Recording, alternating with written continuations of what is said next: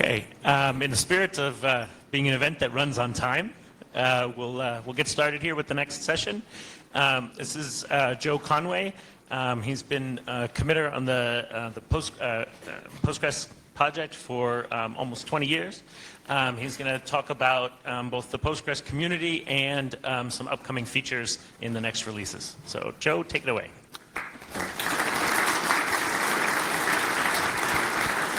Thank you. Can you guys hear me in the back all right? Is that all right? Good. All right, so like you said, my name is Joe Conway. I'm the VP of Engineering at Crunchy Data and a long-term community member, committer. I'm on the infrastructure team for the project, and I'm also on the board of directors for the U.S. Postgres Association. So what I'm going to do is I'm going to cover a little bit of history about the project and then quite a bit about how the community works. And then toward the end, I'm going to cover at a real high level stuff that hit in Postgres 11, kind of more like a bullet list of features that maybe will catch your attention, and I'll zero in on a few of them. But if you want to see real details about those things, one of the other community members and core team member, Magnus Hagander, is giving an in-depth talk about Postgres 11, certain select features in Postgres 11 tomorrow in the dev room, so you should go check that out too. And I will touch on some things that have been committed toward Postgres 12 and some other things that are being still worked on and might or might not make it into 12. And now my laptop is freezing. This happened to the last guy.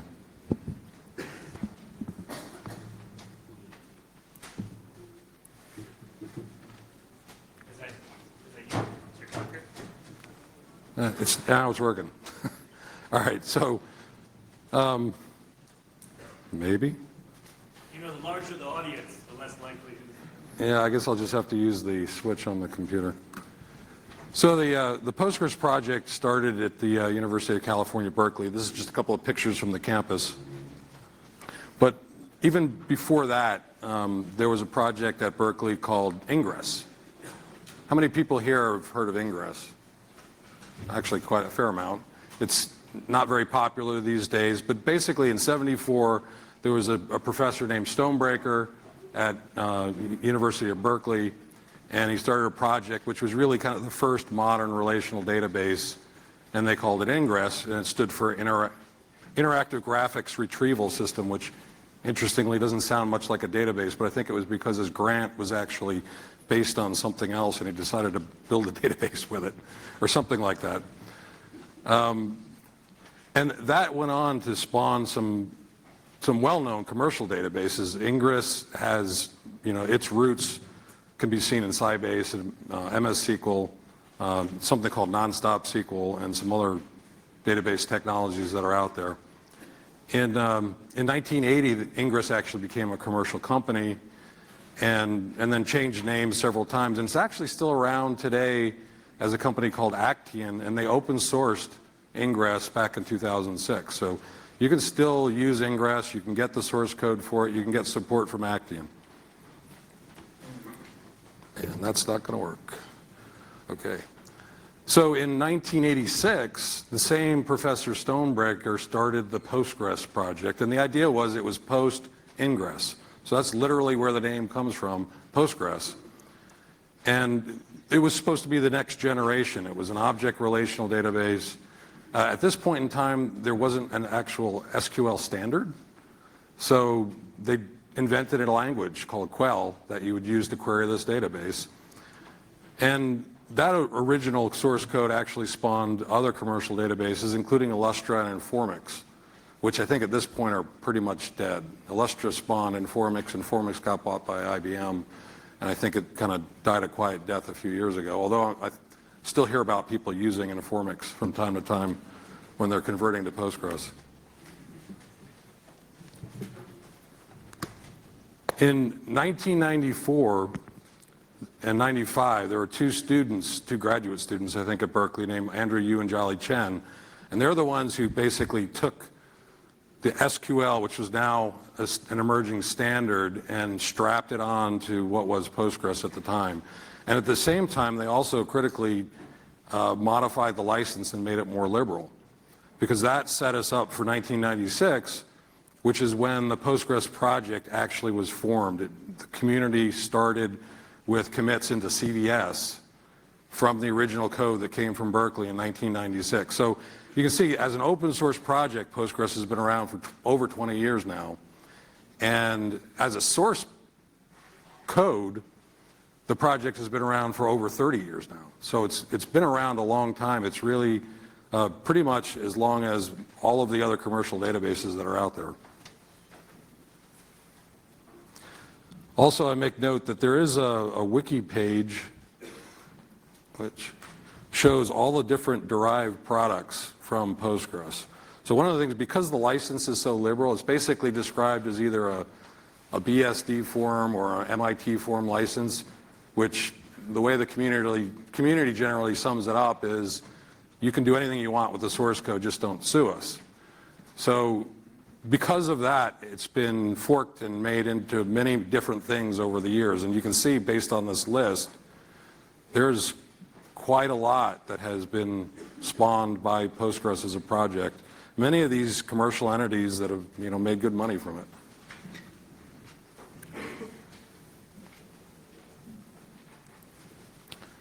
So just for fun, I have a couple of pictures here. This is Michael Stonebreaker, the originator. Jolly Chen and Andrew Yu, the two guys who turned Postgres into a SQL database. And this was the original core team. A few of these people are still around. Tom Lane and Bruce Momgen are still members of the core team. These other folks have come and gone for the most part, worked on various parts of the system. Vadim did the major work on MVCC, which is the transaction control that Postgres uses. Thomas Lockhart did a lot of the work on the early work on datetime data types, and so on. And our first conference, basically, as a community was in 2006 for the 10-year anniversary of the open sourcing of the project. So this is a picture of all the people out in front of university in Toronto, I think it was. I'm in there somewhere. There's a bunch of people that are walking around the halls here. There's a Postgres table up kind of behind us over here. And a bunch of the people that were in this picture 13 years ago are still active members of the community and walking around here today. So this diagram I got actually last year at the Postgres Dev Room. There was a talk by, and I know I'm going to butcher her name, Letitia Averill, and she put this slide up because she was talking about the Postgres community, and it struck me as like a perfect slide for describing how the Postgres community works. And I had been thinking about the structure of the community for many years, but I had never actually put it onto a slide. And when I saw this, it was like, I've got to use that. So she gave me permission to use it, and I've used it a few times now. But basically, in order to understand the community, this kind of this ring form over here is important. There's a core team that's 5 people, and they provide the governance for the project. But closely associated with them, and also included in much of the governance, are the people who have commit access. There's 28 total people with commit access, including a few of the people who are on the core team. So the entire project is basically managed by that core group of people. But for every release, there are a lot of people that are not part of that core group that submit patches, review patches, they do translations, they do testing, they run what we call build farm animals, which is how testing gets done in an automated way across different platforms. So all of these people are very important to the community as well. These are the people that are doing reviews, the people who are developing patches, the people who are doing translations. Postgres is translated in the actual error message and so on are translated into quite a few languages. So that's all due to that larger group, and that group keeps growing release after release. I think someone did a count on the release notes for a major release, we try and name everyone who did something that was kind of directly touched something that got committed. And maybe someone can correct me if I'm wrong, but I believe the list for Postgres 11 was something just over 300 people. So there's quite a few people that get involved in the production of Postgres as a database. Now, also you notice that we have over here user groups and associations and advocacy. And as I mentioned, I'm on the board of directors for PG US. There's a PG Europe organization. There's an organization in China. I think in India. I'm sure there's one in Russia as well. There's a bunch of them basically spread out. And mainly what they're there for is to advocate the use of Postgres and to teach people how to use Postgres. And so those groups run most of the Postgres specific conferences where you can go learn in depth from experts. And that same group, Postgres Europe, is ran a PG day here in Brussels yesterday at the Marriott, and they're running the dev room tomorrow. So tomorrow the dev room will have, I don't know exactly how many, probably 6 or so talks that will be dedicated to Postgres. And then further, you've got the users. Everyone who's using Postgres, maybe participating in the mailing list, maybe not. Those folks are all part of the community too. We've got a very active and robust community. We get lots of feedback from the users that gets incorporated into fixing things that are broken or new features that come out. And so the project is very much driven by its community.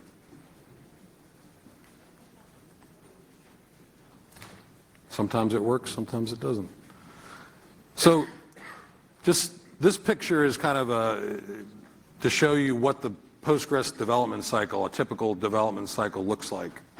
So this is probably, I don't know if this is readable in the back of the room here, but basically at some point here in the kind of August time frame last year in 2017, we branched a stable branch for Postgres 10. When that happens, basically we open up development on whatever's going to be next. So in this case, it would have been Postgres 11. So all the new development starts.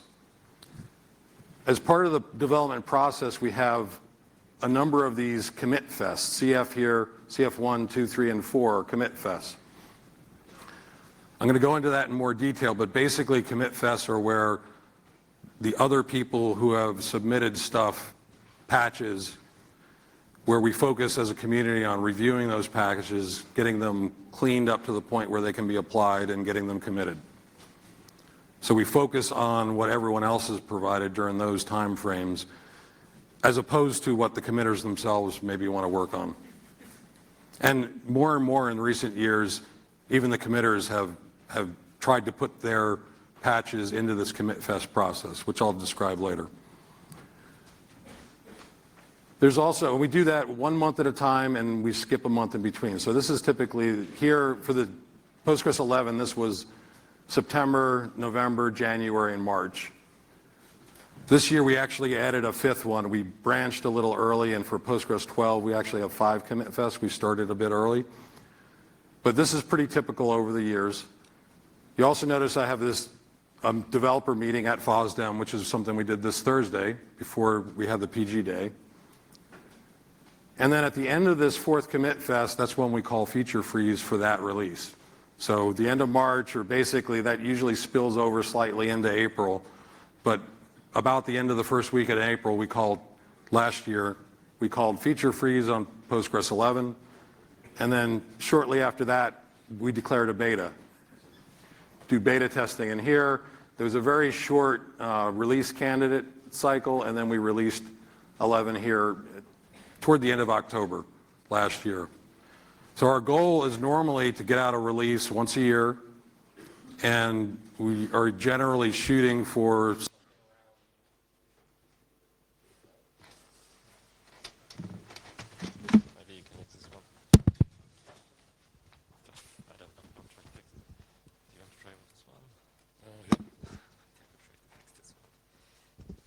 testing? Yeah. So we try and get a new major release out once a year. Still not? No, there we go. Testing? Yeah. Just a little closer. Just hold it. Okay. In the September timeframe, and the project is very conservative. So if it's not ready to go, we're not going to ship it. And again, I'll talk a little bit more about the process of how we get that done. But there have been years where the major release slipped into, as it did last year, into October or even kind of later. And we've been making consolidated effort recently to kind of pull it back to where it would happen closer to September. So just a note on the versioning. How many people here are familiar with how Postgres does the versioning and the change recently? Not too many. So this could be something that would be confusing. Up until version 9.6, Postgres used a 3-segment release version. So this 9.6.8, 9.6 in this case is actually the major version portion. And the 0.8 indicates a bug fix release. So that's important to understand, because one of the other things about the Postgres community is new features only go in the major releases, and the bug fix releases are truly only bug fix releases. And so therefore, you really should, as soon as you can, when a bug fix release comes out, you should try and go apply it to your production systems, because it fixes known bugs, and it shouldn't create any regressions. Over the 20 years I've been involved with the project, I can remember a very small, less than one handful of times where there was some kind of a regression that was caused by a minor release. There are definitely a lot of things that get fixed in every minor release. So highly recommend that you upgrade those minor releases. The major releases take more planning and more effort, and so you can space them out a bit, but not the minor releases.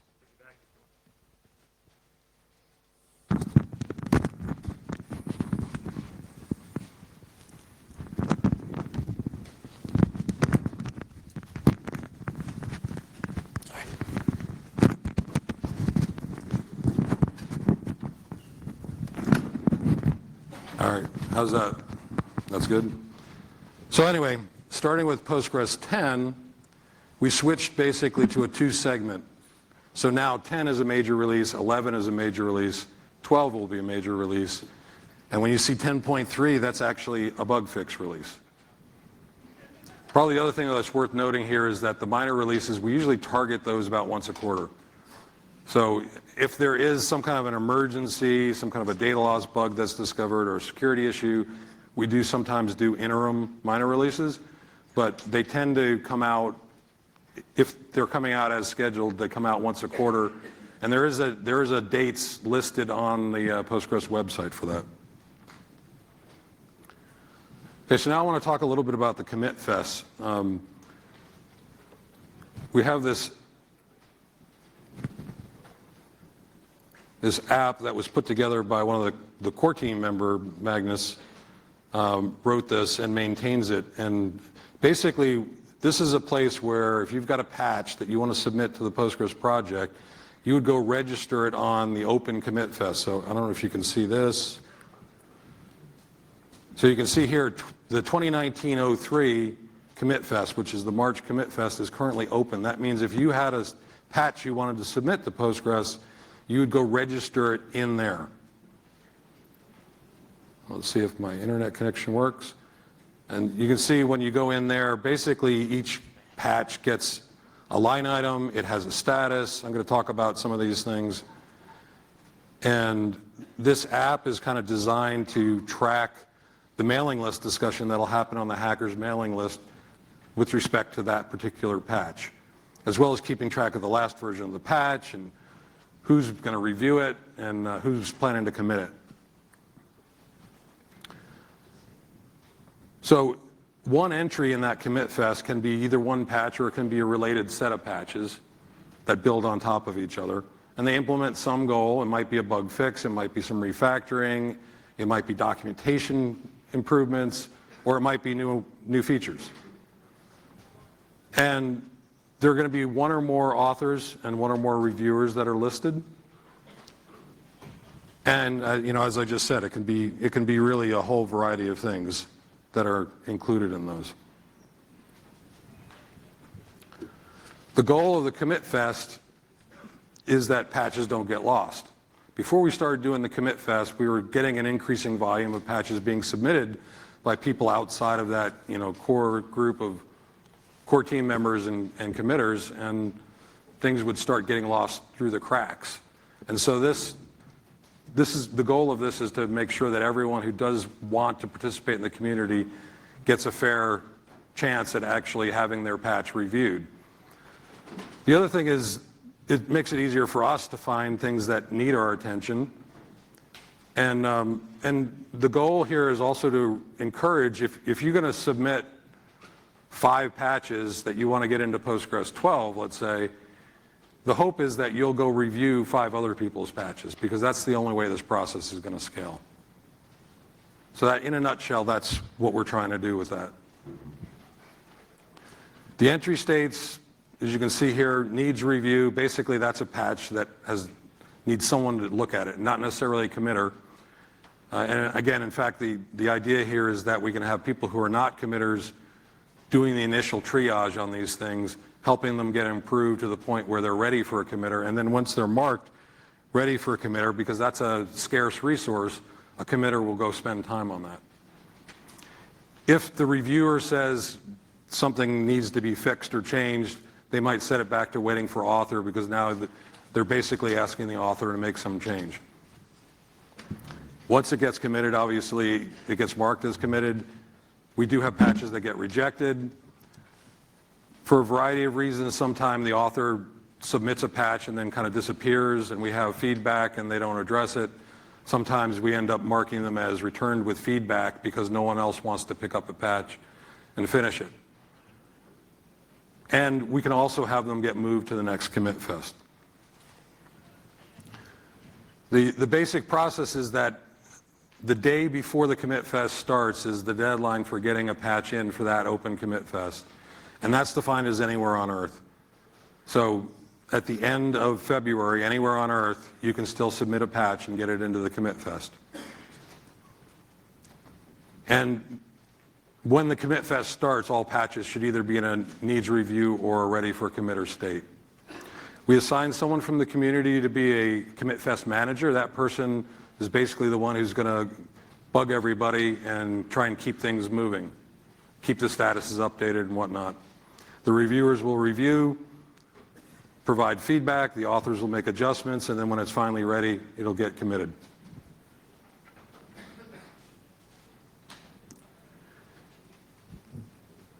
If we're waiting on an author for too long, we will mark it as returned with feedback. And at the end of a Commit Fest in particular, if the patch still needs review, we'll automatically move it to the next Commit Fest. But if it's waiting on author at the end of the Commit Fest, it'll automatically get marked returned with feedback. And so the author now needs to take some action to address whatever the feedback was in order to get it into another Commit Fest if they care to do that. The other thing is the last Commit Fest, so that Commit Fest in March that I showed you, that's the last one of a development cycle for a major version just before feature freeze. We do have an extra rule that basically something that's large and invasive shouldn't show up for the first time in that Commit Fest.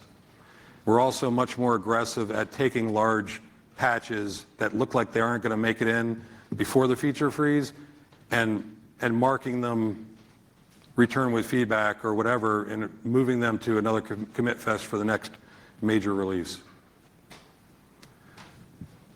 Okay, so now I've got some metrics here for you. This is the 9, 6, 10, and 11 cycles. You can see here 9, 6, we also had 5 Commit Fests. In 12, we're going to have 5 Commit Fests. But you can see the level of activity here has been going up pretty steadily. This dark part of the bar is the committed. So you can see we're getting more stuff committed. Move to the next Commit Fest, stuff that just didn't get finished. And that's also increasing in size.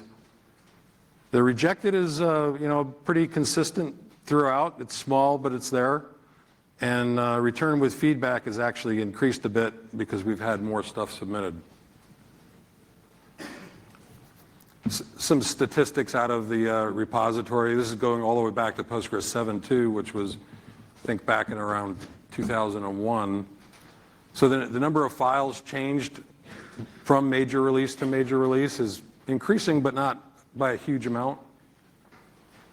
Insertions and deletions of lines of code is actually, with the exception of a few spikes, has been pretty consistent. And the diff size, again, Postgres 10 seemed to have an abnormally large diff size for some reason, maybe because of all the partitioning code that went in. And that's been kind of slowly increasing from release to release.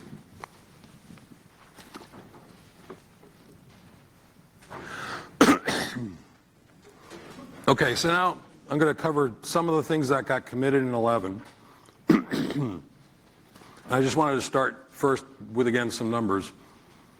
It's kind of funny. Someone was showing me last night, I guess someone did a blog about the talks at FOSDEM, and they were like, it was a satirical blog, and basically they were roasting each of the talks. And so what they said about mine was that I was going to stand up here and read you the commit logs for an hour.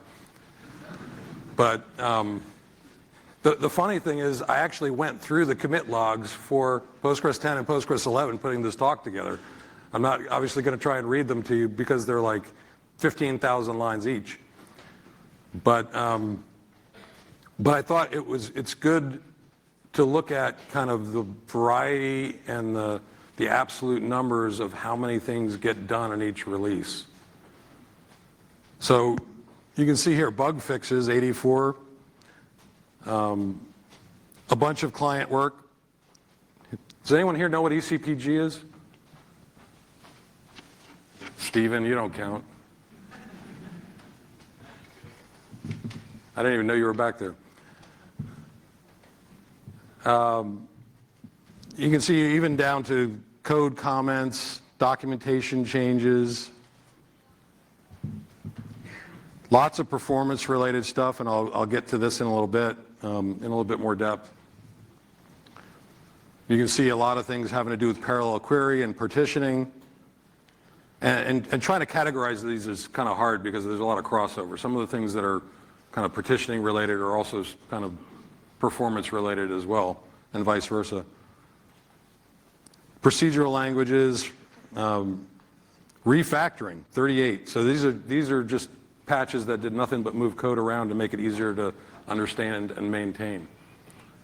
Postgres code is, by most accounts, some of the cleaner source code out there for open source projects. I don't know if everyone will agree with that. And certainly in the community, we sometimes complain about our own source code, but I think in general it's pretty good. A couple of security fixes, a bunch of things related to the server features, new SQL commands, sysadmin. All right, so here's a list now of things that did get committed in 11. And again, if you want in-depth information about these, go see Magnus's talk tomorrow. I think, do I see him back there too? Go see Magnus's talk in the dev room. He'll go into more details about a subset of these, I'm sure, the more important ones. But some of the ones that are interesting, this is the list of things having to do with partitioning that got into Postgres 11. So you can see it's quite a bit. Partitioning kind of became a fully supported feature. I mean, we've had it for a number of years, but in 10, it became part of the grammar. But it was the first release with the partitioning, and so there were a lot of things left to be done. And you can see a lot of that got done in Postgres 11.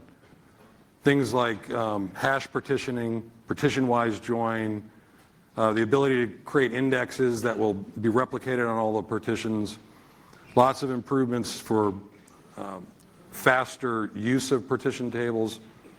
So in general, if you have a need for partition tables with Postgres, you definitely want to be on 11.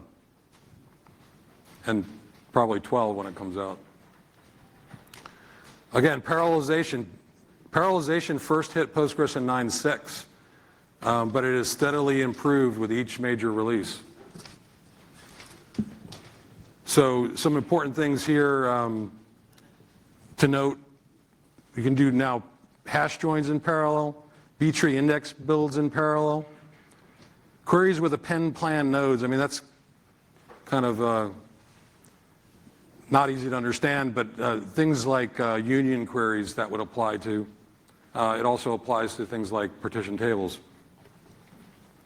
Limit clause gets passed down to the worker, so now if you use limit clauses and you have a parallelized query, it can be a lot faster because of that.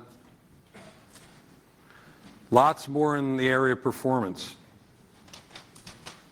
More of this push down of limits.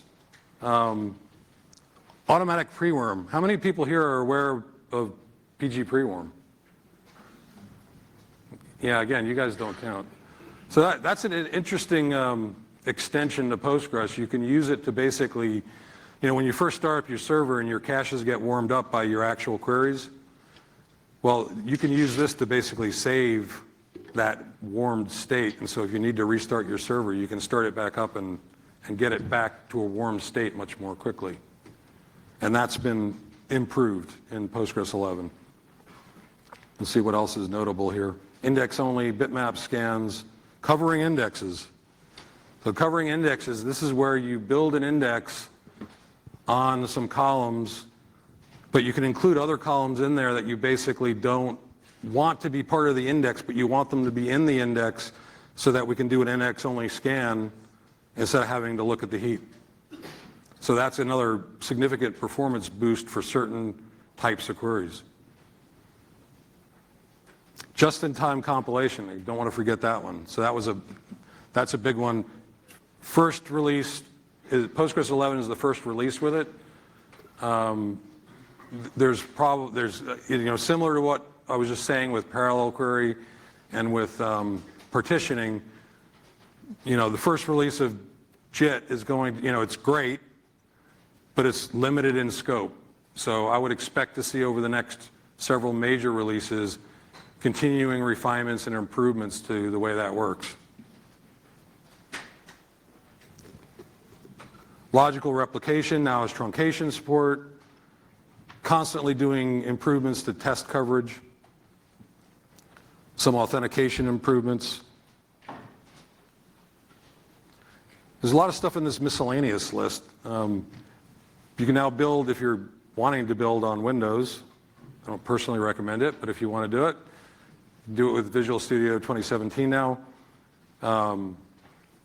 Fewer super user checks. This is an important one. Steven back there was involved in that. Basically, a lot of things that we used to require the super user to do are now grantable to normal users so that you can use the principle of least privilege. You can basically just grant privileges to do specific things to specific users instead of having to give them super user to do that. SQL procedures with transaction control. So this is actual stored procedures. For years, Postgres, people talk about Postgres functions like they were stored procedures, but they're really not the same thing. Stored procedures can run with their own transaction control. So now you can basically build procedures in Postgres that act more like maybe your scripts were doing before. And it also puts us on a par with other database systems that have similar things. See if there's anything else I wanted to note. You can allow an external command for getting a passphrase for SSL key files, so you can have your SSL key files in password protected basically, but not have the server prompt you to type a password at startup. And again, some more Windows support for huge pages. PG Bench is the tool that comes with Postgres for doing kind of basic benchmarking. There's been lots of improvements made to that over time. It's like a Swiss Army knife. You can do all kinds of different things now. pSQL is the command line client for Postgres. The Postgres users, the hardcore ones, typically like the command line versus some GUI tool, and consequently this tool gets a lot of love. So it's a very good command line tool, makes very good use of read line for command line history and editing and all kinds of other stuff. So more improvements to that, but the big one to note here, I guess I don't quite get why this was so important, but to a lot of people this was huge. You can now just type quit or exit and exit.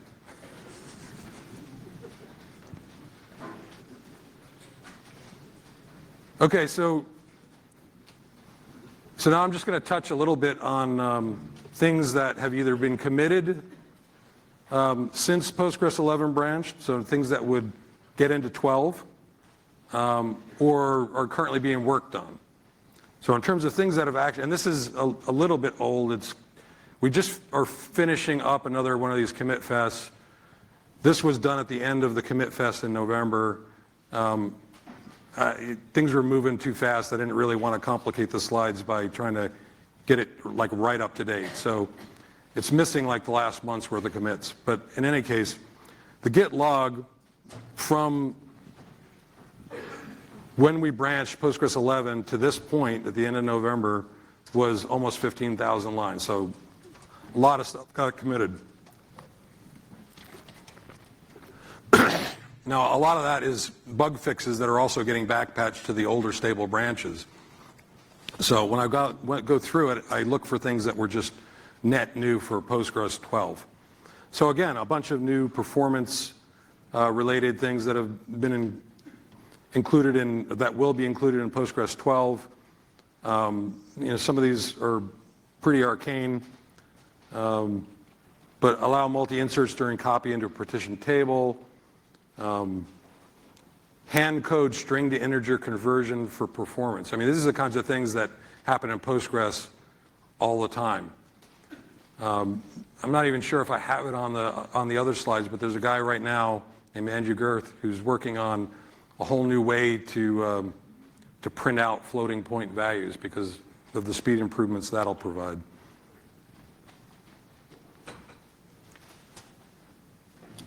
There's been logging improvements, added application name to the connection authorized message. Improve auto vacuum. How many people here are familiar with auto vacuum? How many people like auto vacuum? You should actually like it. Of course, there are some improvements coming that maybe will make that potentially obsolete. More improvements to P-SQL. Again, miscellaneous replication slots dropped in single user mode. You can now, so again, this is the procedural language or being able to create procedures in Postgres was new in Postgres 11. And again, similar to those other features, it will get better with each release. So in 12, you'll be able to use polymorphic argument types with procedures, which means you can create a procedure that basically will take different types of arguments, integers, floats, or text, and do the right thing at runtime, as long as you design them to do the right thing. One to note here, if you do development in particular, we started to require C99 for Postgres, so we're now requiring a 20-year-old compiler.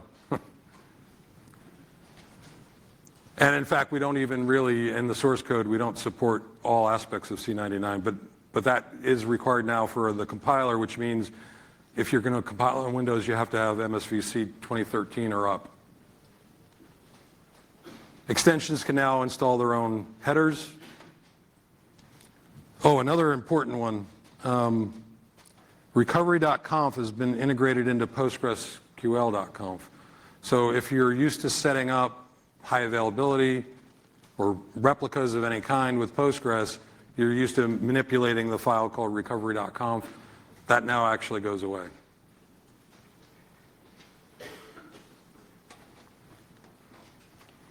There's a bunch of new functions. Some of these are related to the effort to allow non-super users to do more things, principle of least privilege. There's been settings added for control of SSL TLS protocol version. There's been a few things removed. I kind of doubt anyone's using these, but there was a time travel extension that is gone.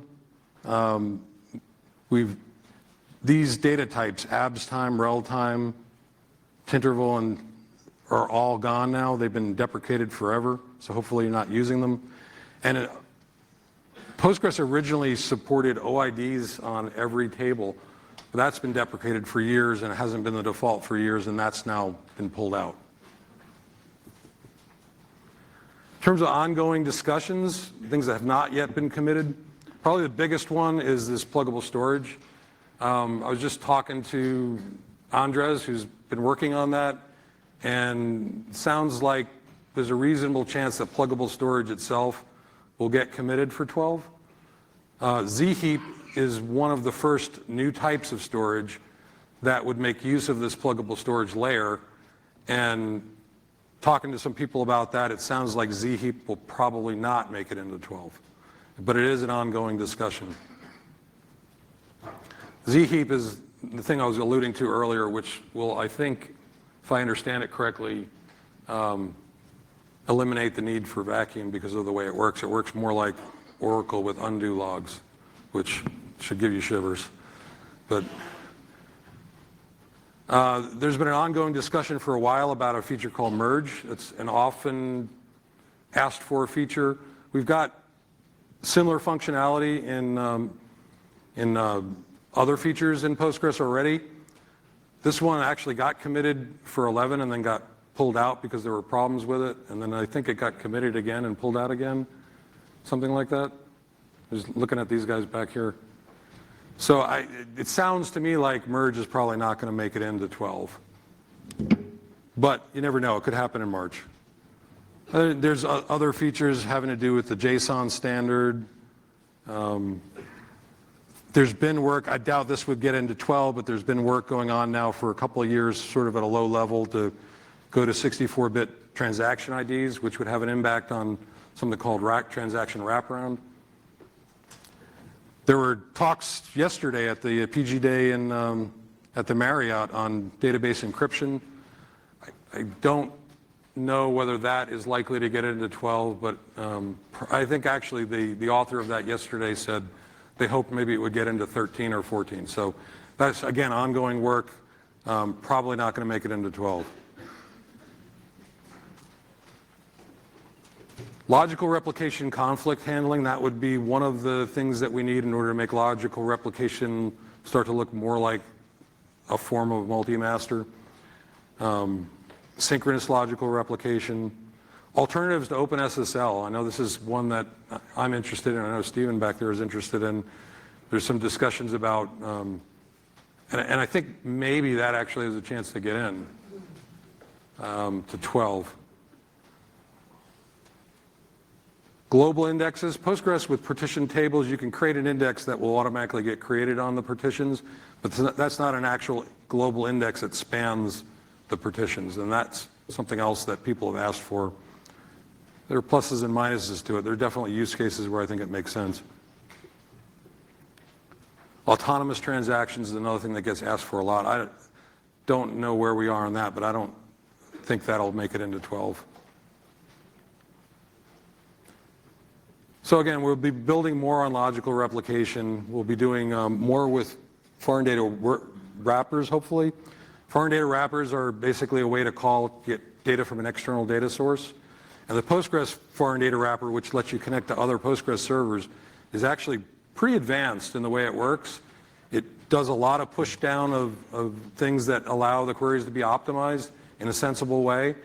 But one of the things that it cannot do right now is it cannot actually go scan a bunch of foreign data tables asynchronously, kind of in parallel. So that's something that I hope will come in the not too distant future. Another favorite of mine is create variable. Inlining CTEs is being worked on and discussed on the list right now. That has implications for, CTE is a common table expression, which is basically a with clause. And the way that works right now is it's an optimization barrier. It gets optimized all by itself. That has implications in that that cannot then participate in parallel query. So there are certain types of queries where you want that to actually kind of get rolled into the main body of the query so it can get optimized and parallelized. So that's going to be important for a subset of people. And so that's all I have, and I think I have probably about 5 minutes left for questions.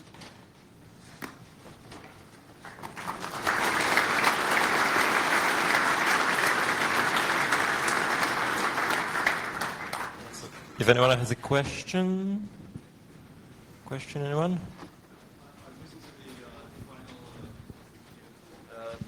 Parallel DML. I use a lot of PostgreSQL also for business intelligence analytics, and stuff is that parallel DML is something that's interesting. Yeah, there have been discussions about parallel DML. I don't know. Can you guys in the back help me out on that? No? Basically, you have parallel query now and parallel DML, which pound, yeah.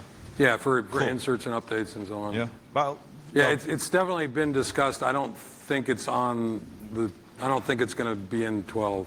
Okay. Anyone else?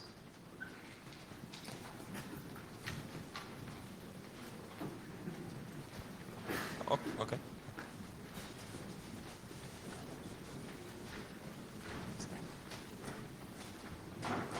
Hey, thank you for the talk. I have a tangential question to everything you were talking about. Is there a good book or a resource that describes all the new stuff that people can read and understand these things? Correct me if I'm mistaken, but I think the last book for performance tuning was written for Postgres 9.0 or something like that. Yeah. Are there any plans to get us any updates? Thank you. I know the author of that book, and he's made some noises about maybe doing an update to it. As far as features go, your best bet is to look at the detailed release notes that come out with a new major release. And there's typically, I think we do a pretty good job of providing links into the documentation. So if you kind of read through those release notes, they're not that terribly long, and you'll get a pretty good view of what the major features are. And the 2 or 3 that you're really interested in, just drill in to what it says in the docs. Get on the Postgres general mailing list. People, if you post a question to the mailing list, you'll have an answer probably within 10 minutes. So that's what I'd recommend. It's hard for books to keep up with this, especially when we're making new releases once a year. So that would be the best advice I'd have. Any more questions?